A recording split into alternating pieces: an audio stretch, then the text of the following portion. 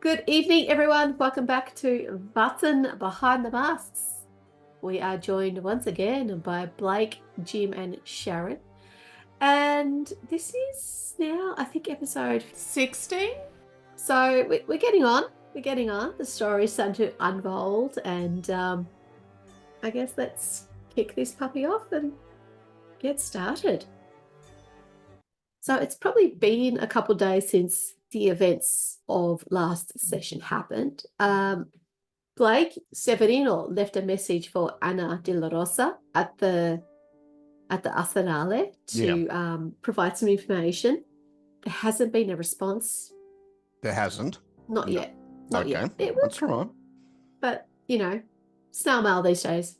I should say those days. Things are a bit slower.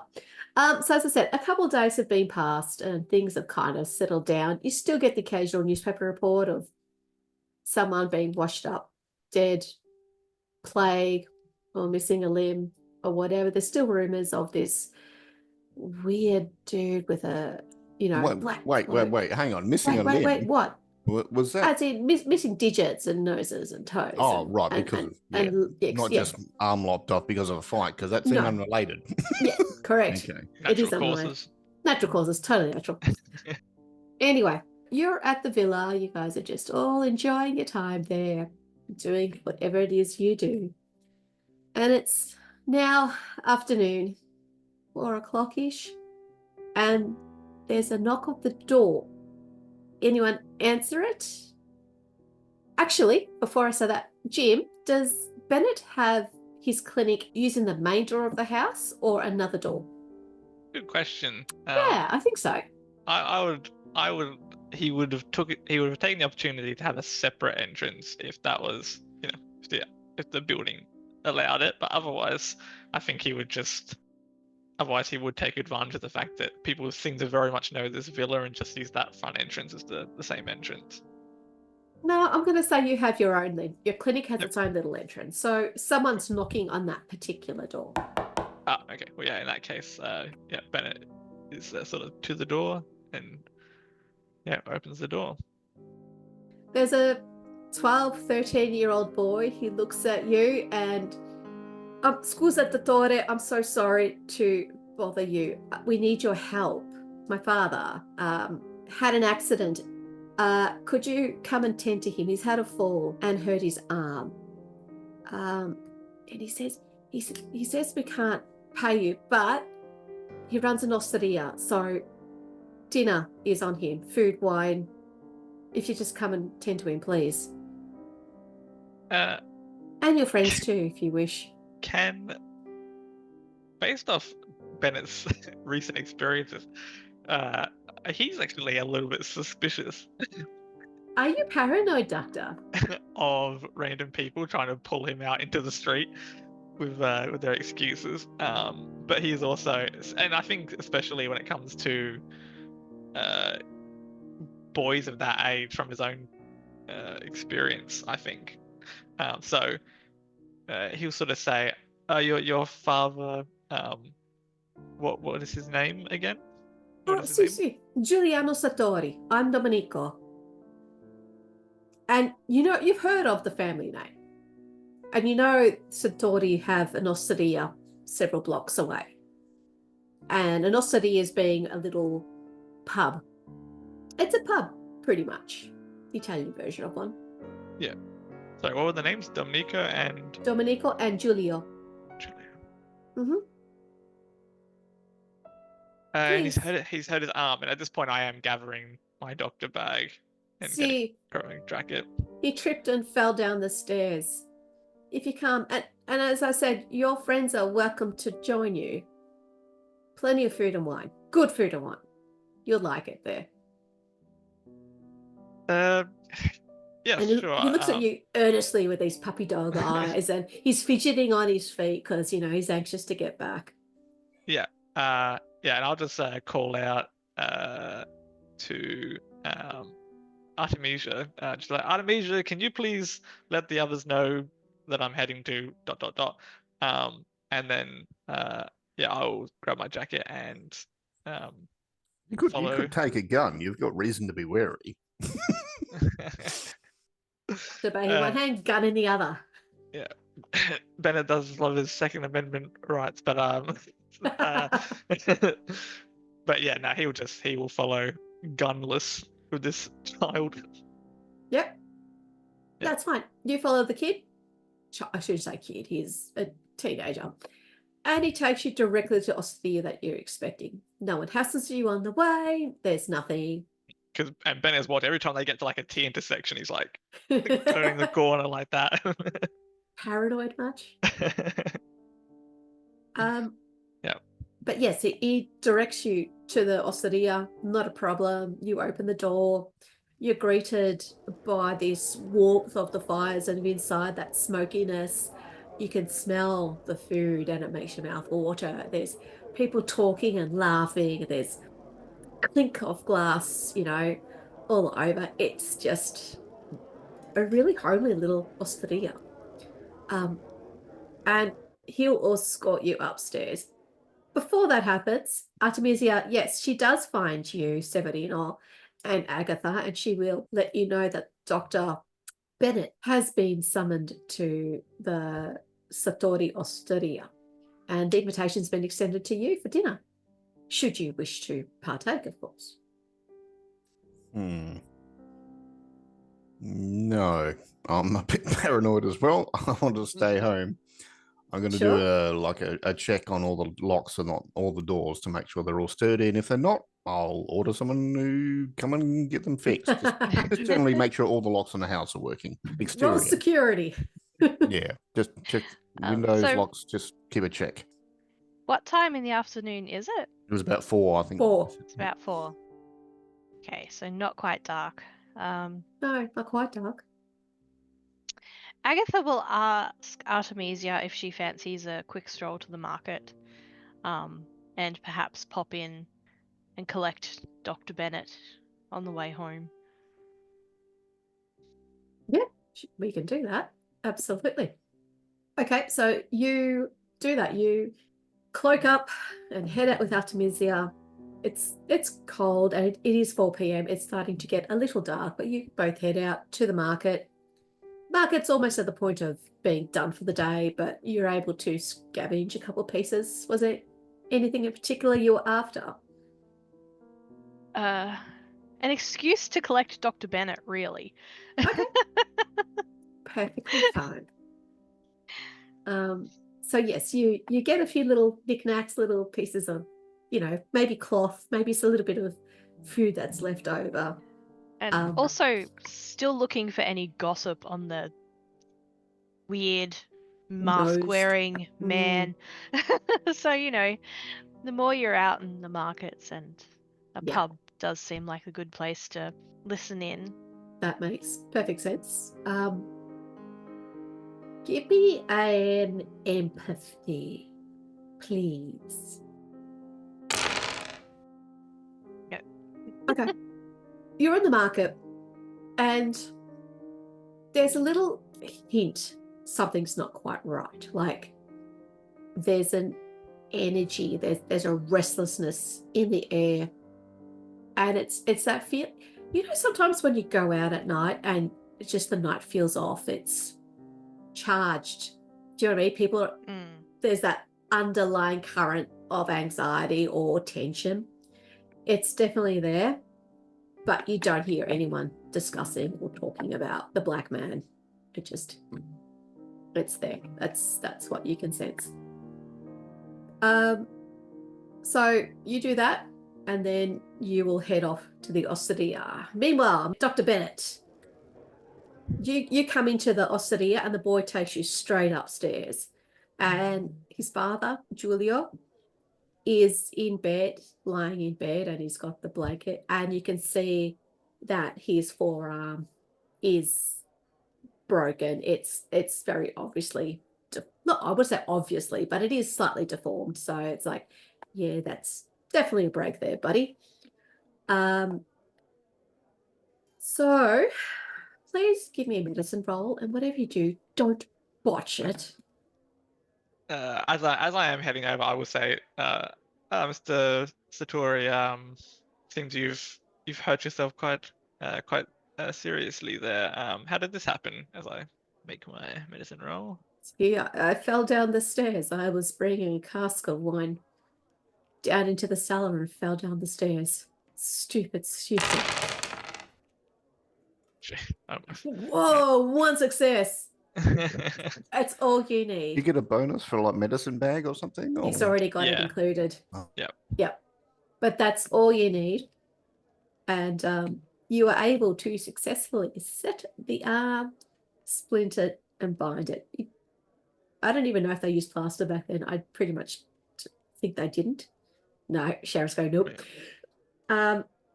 So you do what you do, and he is grateful. You also give him some pain medicine.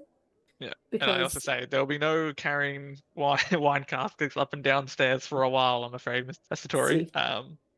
Do you have staff here that can help you with this? Domenico. I've got Dominic. I've got a couple staff members. Doctor, thank you. Please sit down, have some wine. You and your companions are more than welcome. Have some wine, have some food. It's the least I owe you. Yeah, sure, no problem. I mean, yeah, it's totally fine, but it did have quite a fantastic energy down there, so if it's not too much of a imposition, I might take a seat and... I insist. Your finest poisoned drink is what me as a PC immediately thinks whenever I eat or drink anything. But no, I will accept the offer. Yeah.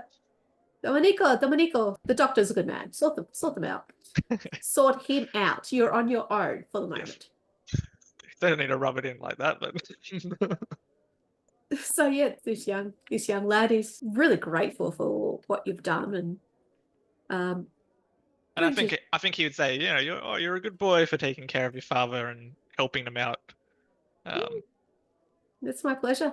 It's my dad. You know.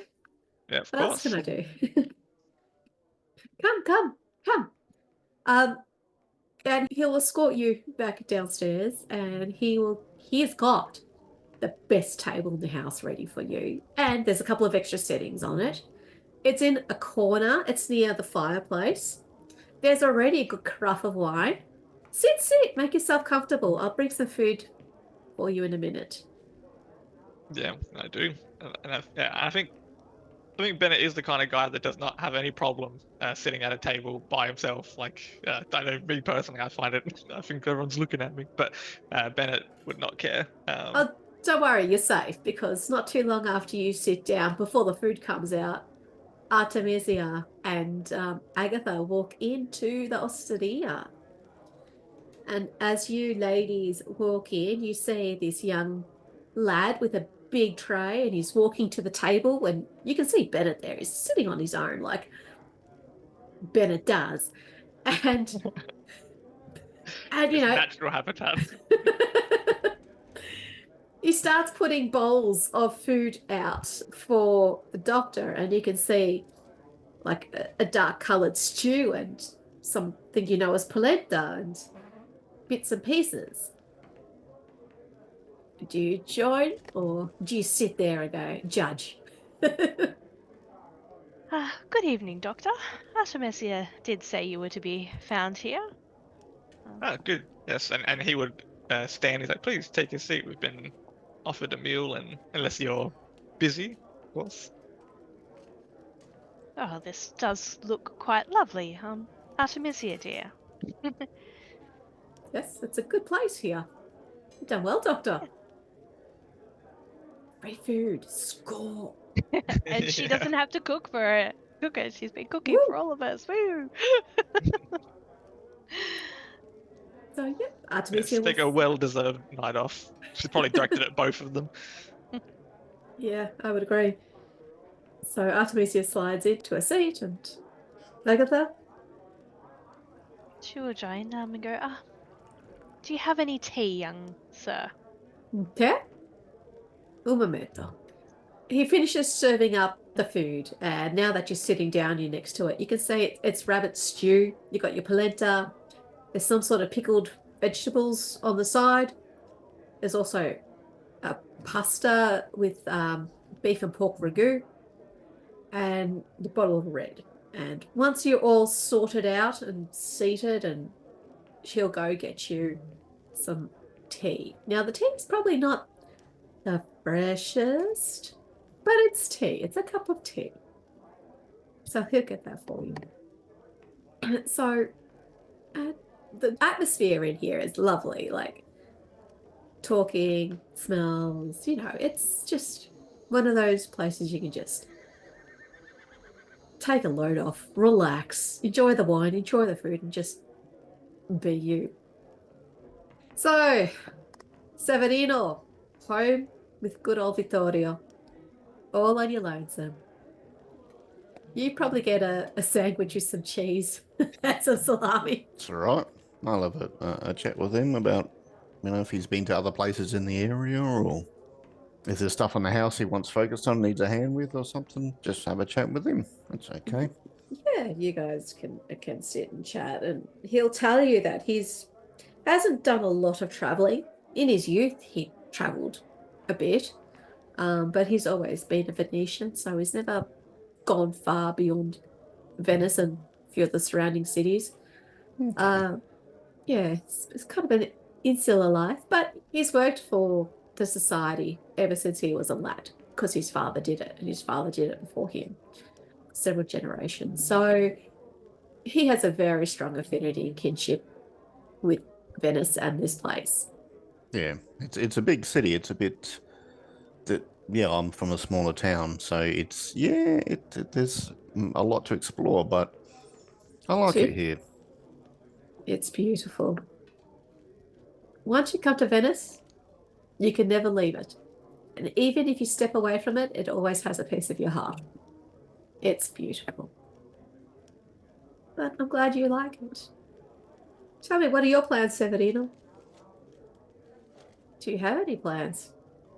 Yeah, I'd like to stay and help out as much as I can. There's some people that disagree with me, which, yeah,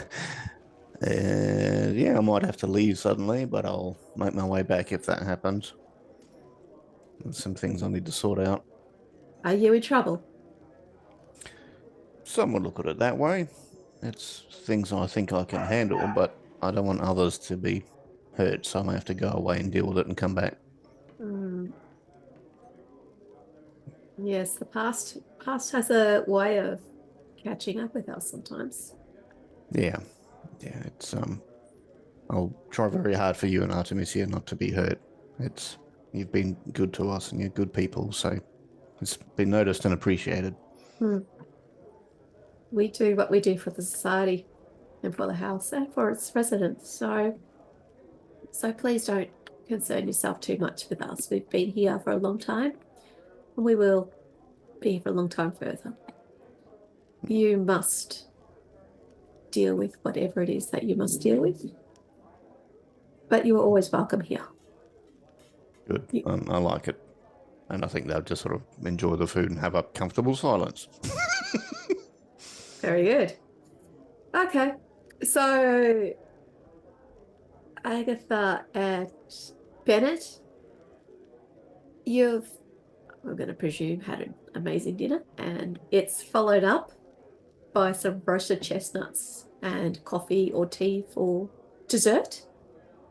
And by the time you kind of get the itch to leave, it's definitely well after dark. It's almost 8 o'clock. This entire time, Agatha has been very closely scrutinizing the crowd, like she's looking for something, but yeah. Give me an observation, please. Let's see if you observe what you need to observe. No. Nope. And that's okay. You don't see anything out of the ordinary. As I said, this place is really relaxed and chilled, and it's just that sort of place that kind of lowers your inhibitions, lowers that edge of stress and anxiety that you carry. It's just, yeah, it's good little osteria. What can I say? Anyway, It's now 8 o'clock, and things are starting to kind of wind yeah. up. I would ask after, once dessert has been served, I would ask Artemisia, and I'm not going to get this pronunciation right, but is it the Palazzo Dario? Palazzo Dario. Dario. Just what as a local, what do you know about it? The Palazzo. Hmm. Interesting that you ask. It's an odd place. Add a character. Did you Google it? No. Ah, shocking. Okay. I didn't want to spoil myself. You can Google, it's fine. The Palazzo has an odd and interesting history. It's rumored to be haunted, of all things. But maybe not haunted, cursed might be a better turn of phrase. It's had a lot of owners over its lifetime, but they all come to horrible ends. Some are murders, some go missing, some are suicides, but no one who owns that house stays the owner of that house for long.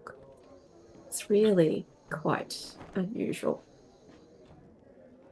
What's the life expectancy of people that have stolen from it? Stolen, Doctor. No, he does not say that. And I think I say that. Well, is there any truth to that? Has the society ever come into conflict with this place before?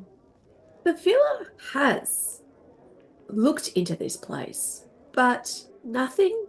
I couldn't understand the cause of it. It's not.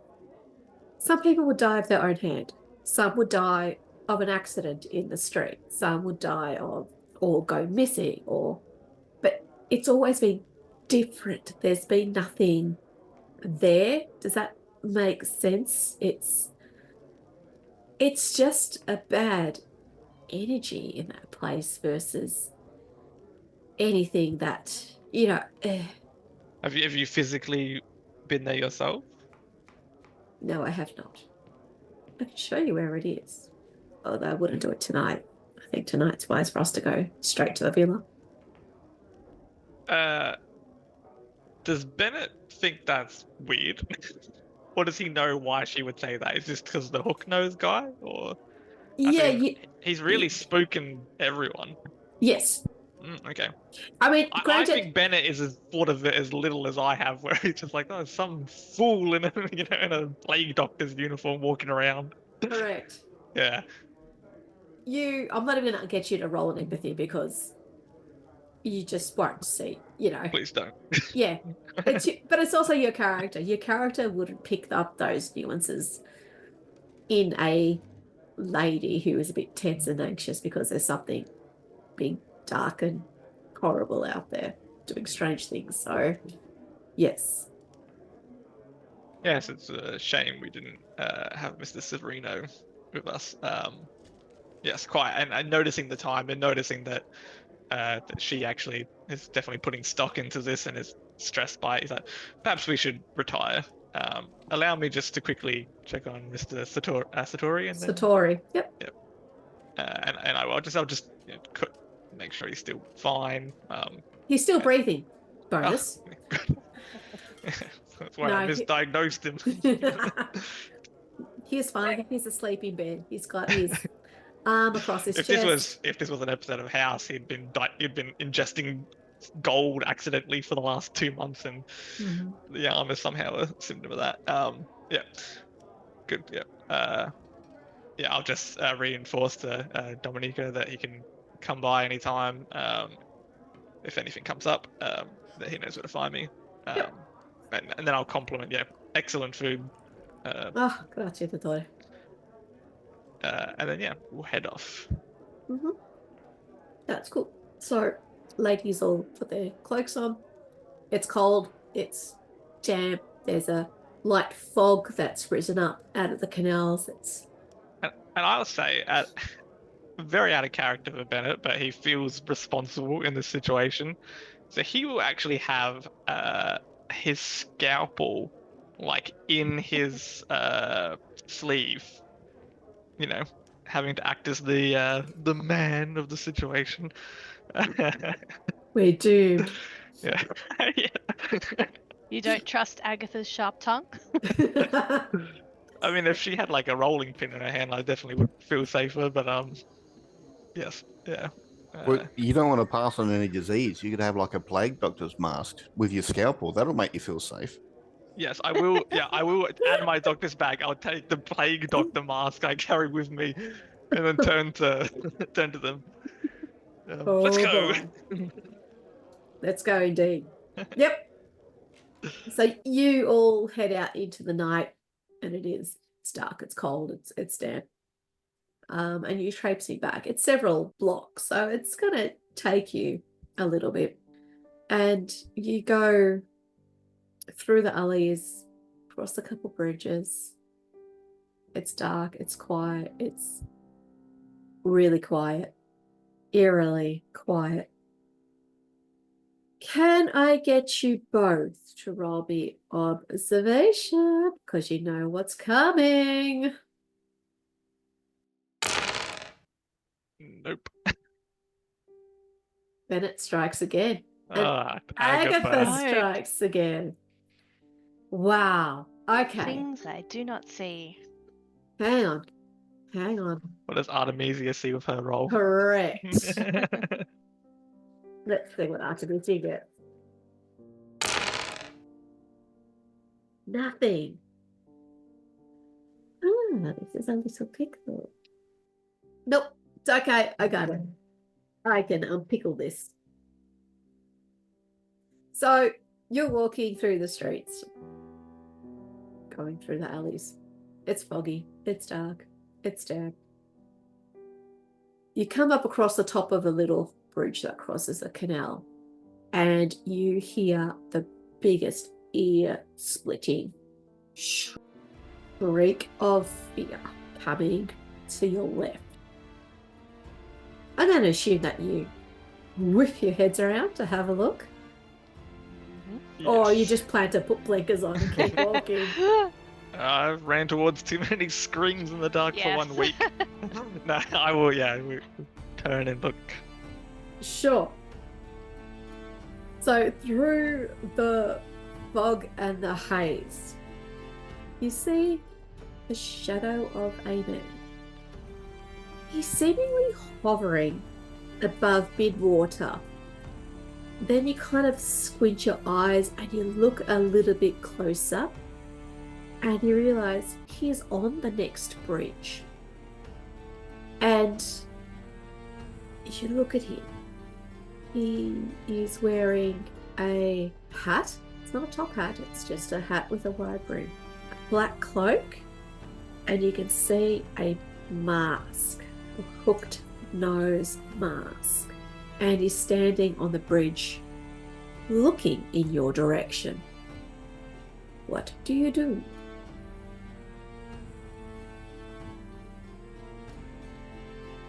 But he's not actually doing anything. He's just looking at us. Yeah. So you're on one bridge, and so he's literally half a block away because he's on the next bridge across. Agatha's just gonna, good evening, good sir. Nothing. No response. No movement. Do Nothing. I see at all the source of the scream? You can because you look behind the man, and another few houses down you see a woman on her balcony. You can see that she's being backlit from the light inside, and she's pointing down at the black man and screaming, "Help me, monster!" Seems a little over dramatic for a man just standing there, even if he is creepy looking. Bennett will say, "Well, stay with Artemisia. I'm putting it into this ridiculous charade, and Bennett's going to march over towards this silly gentleman, and say, "You sir, you, hey."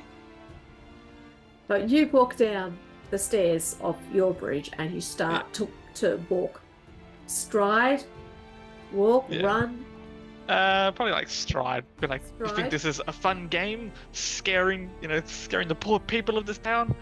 Yeah. So you start striding towards the hooked nose man, and he turns his face towards you and walks into the bank of fog. You, however, as you're striding through the walkway by the canal, lecturing, heckling this weird gentleman, the ground opens up beneath your feet and swallows you whole.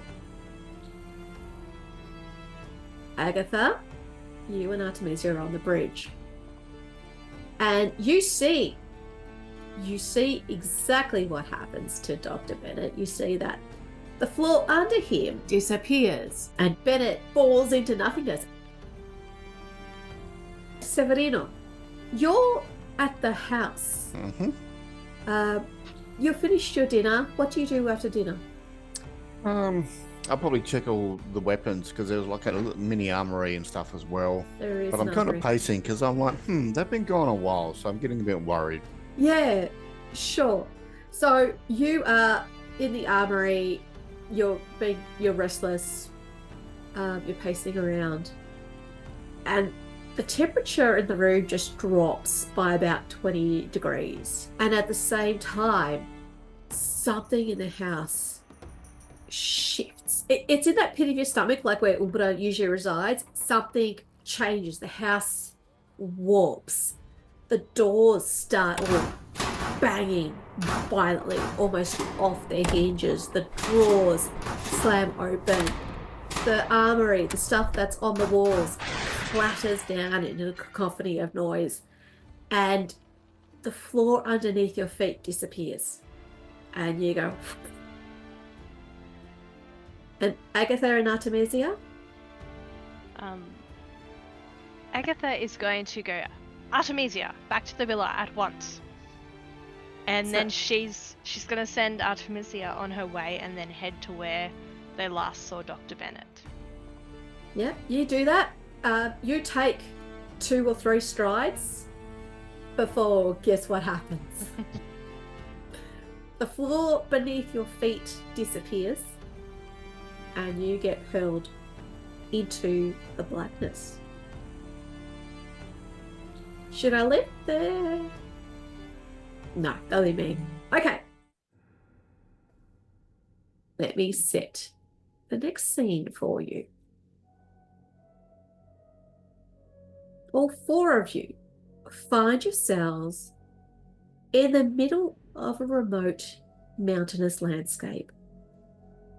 And you kind of turn and look around, and you're surrounded by birch and pine forest and thick layers of snow. I think this is some sort of mind trick, so I'm going to slap myself. I'm also going to slap Severino. No. You can slap yourself, and the sound of that crack reverberates. There's nothing around here. You are on your own, you're isolated, in the middle of a goddamn forest in winter. Does anyone recognize this place at all? So we're like with each other, like we're all together. You're a bit scattered by about a few meters, but yes, you are essentially together. Also, play a question to the GM. Does any of us recognize this place? I know Bennett doesn't. No, you won't recognize this place. And while you are standing there, I'm going to presume somewhat disorientated and confused, between a blink of an eye, a woman appears in front of you. Can everyone please give me a ear test? Elsa has arrived. Elsa has arrived. God, let it go. Well played, Jim. So I gain +2 to fear tests when accompanied by at least 2 other player characters. Yep. I knew I had something on my sheet. So what are we rolling? Logic or something? Or Logic or empathy, whichever's highest. And you get to add 2 because you guys are together. And I think that means you get to add another 2. Is that right, Sharon? Yeah.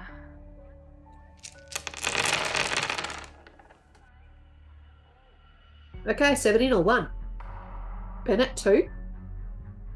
How did you not roll anything 2, with 9 3, 4, dice? 5, 6, 7, 8, 9. I have no idea. Wow. How the heck did I roll 0 with 9 dice? It's really cold. It is very cold. It is breathtakingly cold. Okay, so Agatha, take a mental stress and give me a dice roll, please, and tell me what you want to do. Be it flee, freeze, faint, or attack. Faint. You're going to faint, okay? Going to faint. Severino, you're also going to take 1 stress because this is a fear test of 2, and roll me a d6. So, Agatha, you're down for 2. Yes. But we're not doing combat, so it's just me. 3. So what do you want to do, Severino? Flee, freeze, faint, or attack? I think I'm going to pull my weapons out. It's like, don't hurt us. We don't know how we got here. We're visitors. Sure. So you have this woman just blink into existence right in front of you. Agatha, you kind of swoon for about 30 seconds. You puddle very elegantly into the snow. Severino, you pull out your guns and go Rambo, but you don't start shooting. Bonus. Theodore, you're the only one who keeps their head. Which is good, because this woman is downright terrifying. Let me tell you a story. She has long, silvery white hair. Her skin is cold and hard like grey flesh and alabaster. Her white and silver gown is striking, as is the crown of ice glittering on top of her head. Her eyes are a piercing blue, and her woven white, silver, and light ermine cloak is so long that it blends into the snow on the ground, and you don't know where the snow stops and where she starts. She is melted with it, and she just stands before you, as cold and as remote as a marble statue. She is beautiful, yeah, but there is also something very, very terrible about her. Cruel, savage. It takes your breath away. She's almost painful to look at. And as her mouth opens and she starts to speak, her voice is eerie. The soft whisper of falling snow with the harsh rattle of sleet against a window. It is true then. The villa of the Fanelaria is once again active. And she looks towards Agatha, lying on the ground, and tilts her head. Though not as stout as they once were, perhaps. You can come to whenever you wish, my dear. But she'll continue nonetheless. And she looks at all 4 of you, because Artemisia is also along for the ride. But at least while the villa exists, there is still hope. And she looks at you, Severino. Will you put that away?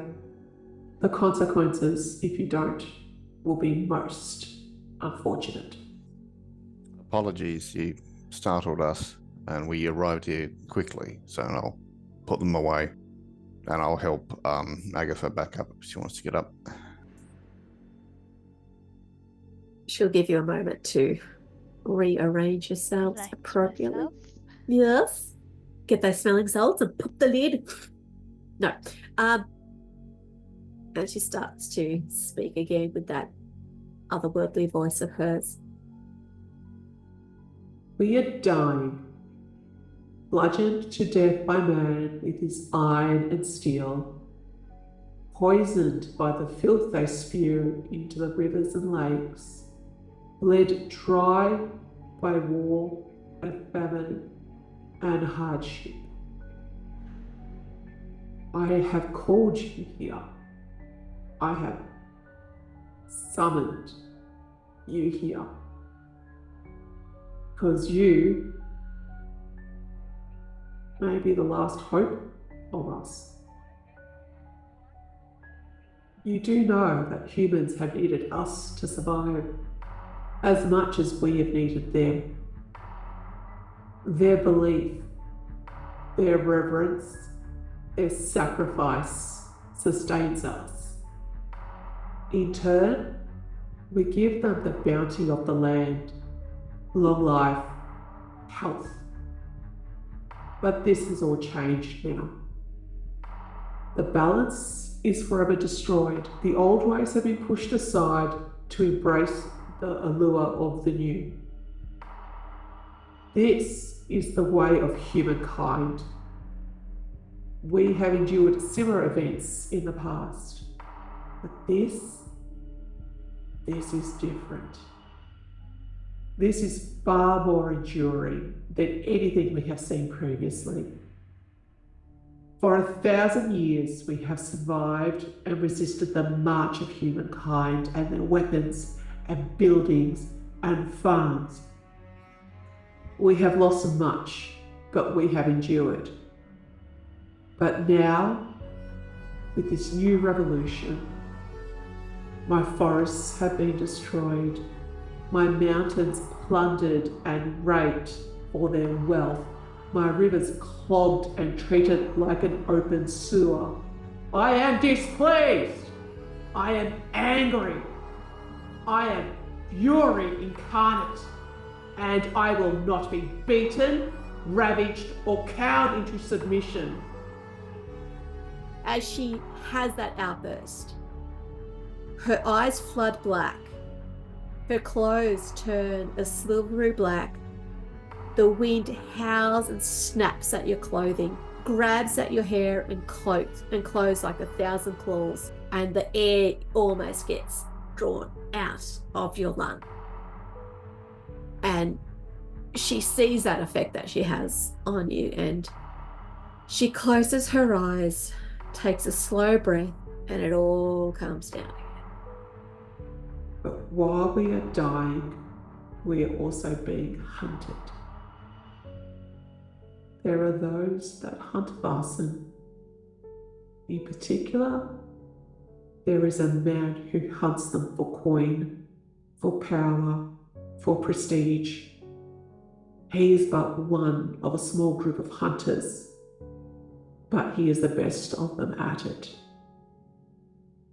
I will give you a warning then. Find him, stop him, kill him. I want his head on a stake. Destroy them all. Her eyes start to flood dark again. Or I will, and I will not be kind. I think avoiding sort of like direct eye contact with her, Bennett turns like wild-eyed to Artemisia and says, "You said that we're peacekeepers, but maintaining a balance. We're not, I guess, like a bit like pointing but not looking, like we're not assassins for, you know." And then I'll turn to her and say,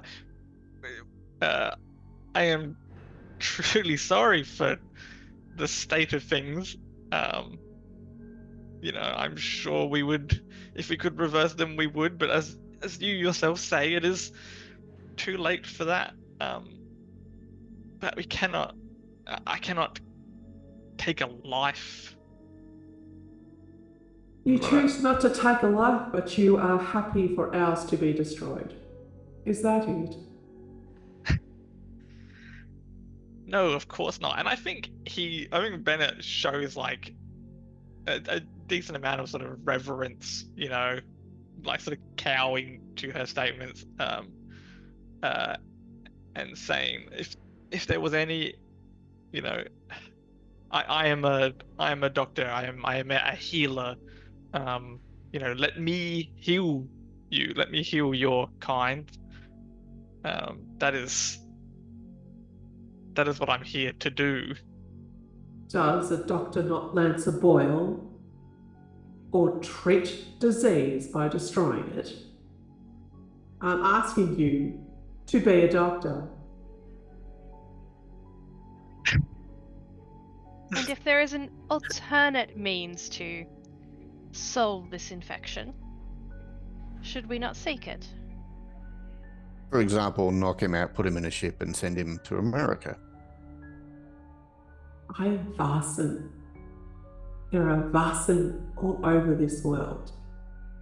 You are not fixing the problem, merely moving it. Are you not members of the Order? Are you not sworn to protect the Vaesen who earn your respect, who work with you, who protect you? We are, and I can hunt this person. The doctor does not need to be involved. His conscience will be clear. I care not how you do it. Just do it. Have you seen this person yourself with your own eyes? No. Do you have proof of his crimes? Their Eyes crimes, sorry. start to flood black. You dare. You dare. I think what the doctor is saying is that if he has committed crimes against your kind, then he is also likely to have committed crimes against ours. That is not my concern.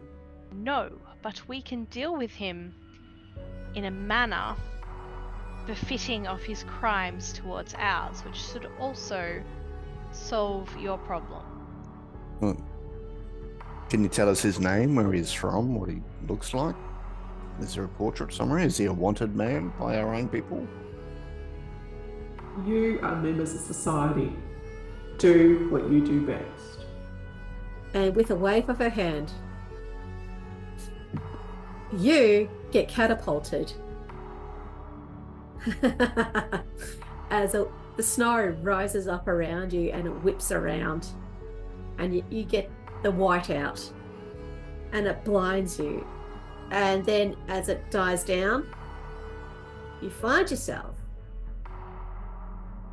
in a forest very similar to the forest you just left, but at least this one doesn't have snow. It's cool, yes, but it's been more protected. There's no snow here.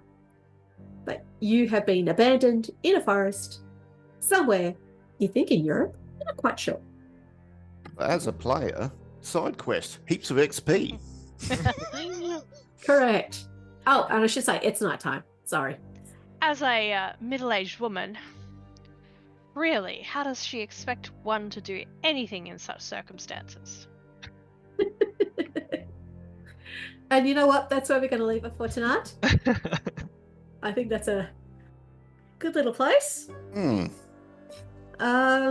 Also, the doctor's great with the ladies again. He's a winner, isn't he? He just can't keep out of trouble. I just managed to find that spot every time. Yep. Yeah, you just pissed off the Queen of Winter. Well done. All right, folks, we'll see you next week on the next installment. Let's see how much deeper the hole is. when you guys finish digging it. Have a great night, people. Bye.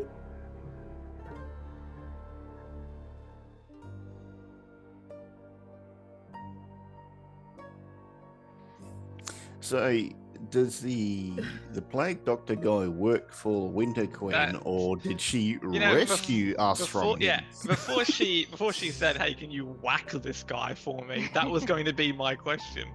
Is the doctor like her call person, or? But then I was like, well, Is that the guy she wants us to whack? That's a good point. That could be the case. Could be.